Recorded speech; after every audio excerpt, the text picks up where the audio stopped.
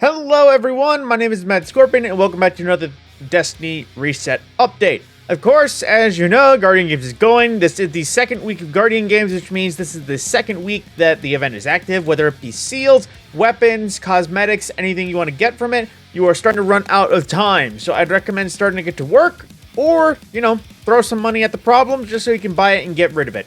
Aside from that, an important thing to note is it is currently a double boosted in a way that is pretty good. Boosted Nightfall rewards in addition to Nightfall rep. So that kind of goes in line with Guardian Games a little bit, just because I don't know for sure, but the Guardian Games Nightfall playlist, hopefully that does get buffed. I don't know if that means double medallions, but I'd imagine it means at least double loot. So, while you're grinding out your scores, going for your top best, you can also get a little bit extra, not to mention some boosted Vanguard rank. So that does coincide with it a little bit. Good reason to play. Aside from that, if you actually wanted to grind out, the weapon has rotated off of Wildstyle and it is back to Prey Osteonyx, which is a solid enough bow. It's just one of those things that most people might not want, just because obviously Stride and Whistle already exists, or because it has lots of competition. The only thing I would say this has up on most other bows in the game right now, whether it just be Solar, because Solar obviously season, it means it's good.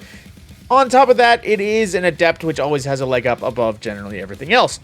Aside from that, that is pretty much the report. Aside from that, like I said, the Guardian Games one, it rotates daily, so that could be different. However, the weekly grinding Nightfall is the Lake of Shadows in the European Dead Zone, which of course is infamously reworked, so it is not as easy as before, but it is solid enough that with a good team you can smash right through it. All modifiers, including all three elemental shields, unstoppable and barrier champions, acute arc threat, so basically you can spec out for a little bit of arc resistance. The usual Grandmaster modifiers, extinguish, limited revives, scorched earth for there being more grenades in your way, chaff for no radar, then the usual overcharged weaponries of the seasonal variety, then strand and solar surge, as well as overcharged machine guns. So if you want to just grab a machine gun, bring it for your ad clear or your damage, you already have an overcharge on that. Then into the rest of the world, nothing new in Gambit per usual, aside from the focus activity, which is probably the limited thing.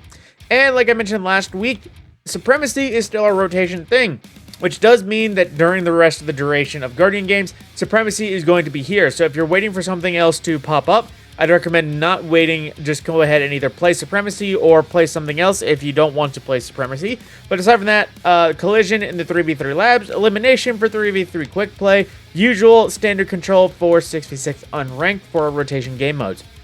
From that respect, on to the rest of the world. Let's see, for our farming dungeon, it is currently Spire of the Watcher, which is the Hierarchy of Needs bow for the exotic.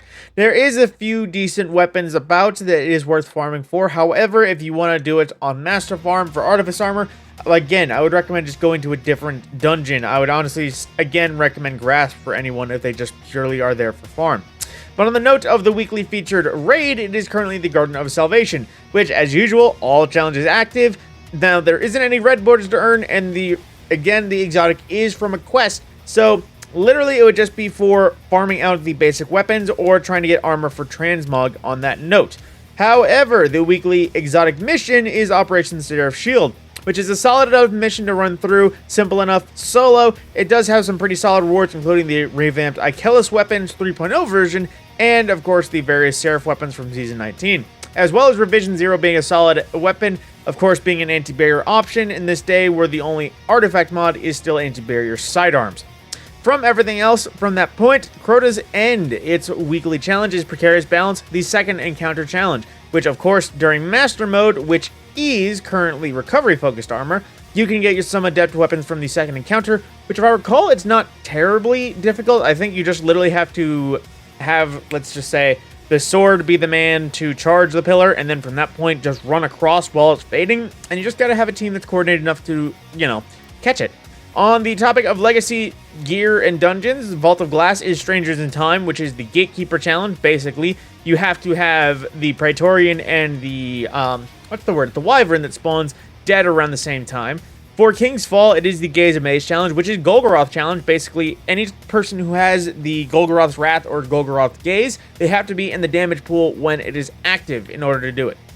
Then, doubling back through everything else, for the Dreaming City and the Last Wish, it is currently the Forever Fight Challenge, which I keep forgetting what that is. Well, I'm not joking, it's kind of like King's Fall, where it's just been ages since so I keep forgetting what it is. Then, darting over to Europa for the Deepstone Crypt, it is Copies of Copies, which this one is Atrax Challenge. Basically, if you cheese it and one phase damage it, you're fine. Still have to keep a active Atrax ball around, in case you want to keep it coordinated. Then for Vow of the Disciple as well, Looping Catalyst, which is Rolk Challenge. Basically, if you don't lose the leeching buff, you'll be fine. Literally, just don't mess up, you'll do well. Then for Root of Nightmares, it is Cosmic Equilibrium Challenge, which is basically third encounter challenge.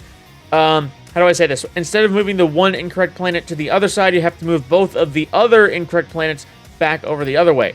It's a weird one to explain in such a quick succession. But on that note, that is pretty much all of the raid details. Now, of course, going in through the Helm and seasonal stuff real quick, just to keep on top of it. There was the last week of Ribbon's Wishes. So if you were holding out until they're all active and kind of do them all at once if you can, Bungie did mention in that last week's This Week in Destiny, basically that, again, it is done happening. You have until the final shape to finish it. However, that is, of course, kind of rapidly approaching in terms of time. So don't loaf about forever.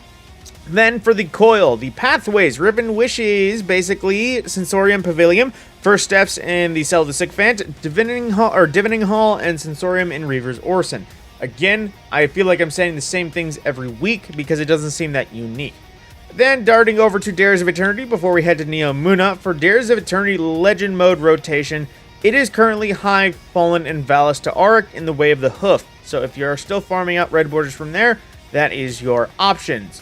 Then for Neo Muna, our weekly focused mission is currently the Desperate Measures, which I think is the final mission. I think so. It's always hard to remember based on these names because they're all so desperate in their description. But yeah, basically, I think final mission, not too difficult to farm as long as you can handle Callus well enough. And the weekly incursion zone is in Liming Harbor, which means that the partition is the hard reset, basically the one with the little sparrow section, taking on a Cabal Legionary, like you're back on Mercury again. From that point, I believe that is everything to worry about for the world's rotation. And from that point, I will also visit the Eververse store, which I will remind you, as I always do, with these event stuffs. They are only present for the event, so if there's anything you want to get your hands on, especially the free Bright Dust, which is available every week, again, once per week, but only if you get it that week. Basically, just get everything before the event expires, because otherwise you will lose it forever. Starting off for the Bright Dust stock, we have Rivalry Black Sand, which I think I talked about last week, but is essentially a metallic version of the average Dead Orbit look, which does look pretty solid, especially on weapons, but it isn't that unique. Then we also have Verdant Chrome, which it doesn't look as bright as I remember. I believe this is a Revelry shader from way long ago, but is another one of those green and gold shaders you might see hopping about Destiny. And for the Cherry Blossom Transmat, it's basic blue rarity Transmat from year 1 that they just dubbed purple and recolored, as always. Then the Front Runner, which is a ship which I believe is from obviously from the earlier years of Guardian games. I just forget which one specifically. It could be the first, second, or third, because they all kind of had that look. But regardless, an older ship available for Bright Dust. And then we have a Perfect Swing emote, which is one of my personal favorites. You don't see me using it a lot, but this is kind of my boredom hanging around spare just because of the Happy Gilmore reference, kind of. And it's just a generally funny emote. And into the main store, again, Verdant Chrome, which again, Bungie, please adjust your stock so they don't have repeats. It's honestly just kind of annoying when they do. And similarly, so we have Verdant Crown, which is like another gold and green. More gold than green, though. And it does look pretty solid, although the green looks kind of Play-Doh green colored. It's a little weird. Then we also have Kite and Slate, which I always reiterate for people in case they want to see something nifty. View Fatebringer in the game with this. Ooh, my eye's not glowing. That's weird. But if you view Fatebringer, you'll get a solid Sith look. It's black with red glows. Really good looking. And then we have an Up for Grabs, which is one of the various Guardian Games shader, which again, I will specify. All of them will have a shader logo that looks like this. White, gold, blue, and red. All of them will look like that, but they won't all have that look, because obviously you just see white, red, and gold, with only barely any blue present, and I think that's just because of the class item doesn't really change colors. The same transmat we saw earlier, as well as reflection effects back from Season 2, which is the Osiris Reflections. and the AI Respawn Reboot, which is one of the most well-used transmats I've seen because this came out during Season 3 and is still one of the best-looking ones. On the front page for some of the main ticket items, we have Toy Hula Hoop, which I think is new to this season, if I recall. Just looking at all the various emotes, which, again, awkwardly stops. Then also the Out of Breath emote for just basically you wanting to be tired if you want to... Oh, wait a minute. Do I have to double check that. It looked like your Guardian flipped somebody the middle finger. I'm gonna just see if I can pay attention. Okay, no, that was an index finger. It looked like it didn't really rotate the hand right. It was asking for a moment. I thought my Guardian literally just flipped the bird to everyone. Then we also have the padded armor shell, which I can't exactly guess what year this is from. It does look like an MMA kind of padding sparring look or boxing setup. It's hard to remember what year that would be from. But we also have Stygian Courser, which I believe this is an older one by a little bit. It's hard to tell. Again, some of these things look so similar to other ones. It's always hard to tell what year they're from. But this one I can say is from this one. It is richly caparisoned, which I still don't know if I'm saying that right. Looks very Guardian Games gold medal, while also still being not one class in specific. Then we also, speaking of class, we have Class of its own, a shader for Vex Mythoclast, which basically, it's Guardian Games look. It reps all three of the colors. It has a nice fire burned red and blue. Now it does glow yellow around its edges. I can't tell if that's just to rep also Warlocks on the gun, or that's because Warlocks won last year. We will know, oh actually no, Titans did, so it wouldn't change. Never mind, I am rambling. And lastly, as always, we have the gold metal projection, which is always a basic ghost projection that is never worth really getting if you found one you like already. From that point, time to talk to Banshee to see what weapons he has available and see if any are worth their salt.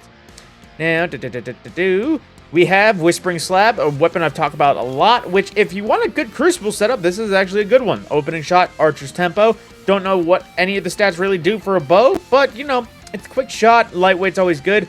However, again, as I always say, it is quite outdated, as old as Season 11. It is practically a decade in seasons old. Same with Iota Draconis. While only being 9 seasons old, it is still pre-origin trait, still pre-weapon crafting, which means, although it does have some good rolls, it suffers from stagnation, just because, again, quite outdated in its perk pools.